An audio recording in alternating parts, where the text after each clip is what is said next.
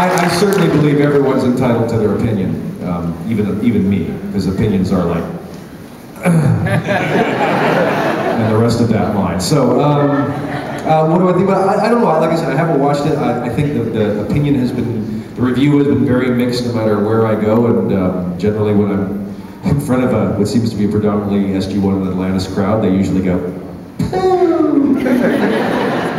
so yeah, I think I think it's interesting, and we'll see what happens with the show. I mean, the way it seems to be going at this point, you may not have to worry so much about it.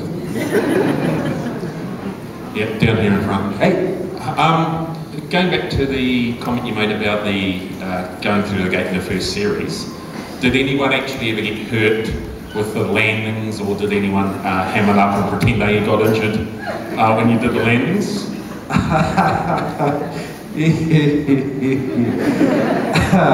The only time we ever had multiple people flying through the gate, we used the stuntmen for it, and that was the first time that SG1 goes to and Kowalski's team goes to the planet where Apophis and where it goes to Chulak actually. And that was the only time if you notice that, we had about 3 guys go flying through the gate at different intervals, and that was the time that they sprayed us all up with this frost and whatever, and had us do these dive rolls and stuff like this. Well, that was probably the only time that ever happened. I think they frosted us up, you know, the other time when they went to Abydos, and that was about it. But after the pilot, you know, you notice in the pilot, even though they came flying through the gate on Chulak, when they went back to the SGC, all 100 extras or whatever run through the gate in SG1, they all kind of just run through. Because we'd already filmed the beginning sequence where everybody went, this is going to get old really fast. And it did, so that's when immediately after we did that first gate jump, everyone went, this is taking like 5 hours for like 10 seconds of film. This is crazy, it's like a feature. So all of a sudden that changed. And then what's really funny is if you notice in the rest of the series, mostly for the first and second season, whenever there was a gate malfunction and someone had to go piling through the gate, it was somehow always O'Neill.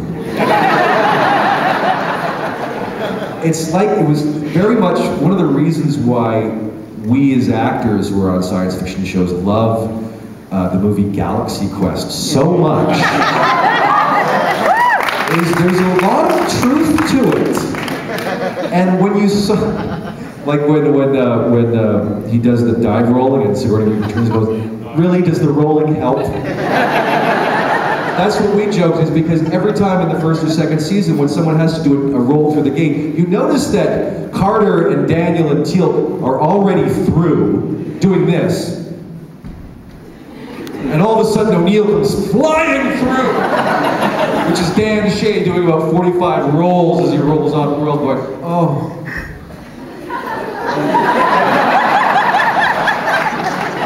Yeah, so that was, and then there was a moment in, what episode was it? The one, 2010, where O'Neill has to sort of rappel down from this wire as he fires this grappling hook to get to the gate and whatever, and for no reason, he jumps off the wire and does a dive roll. We had a good time with that one.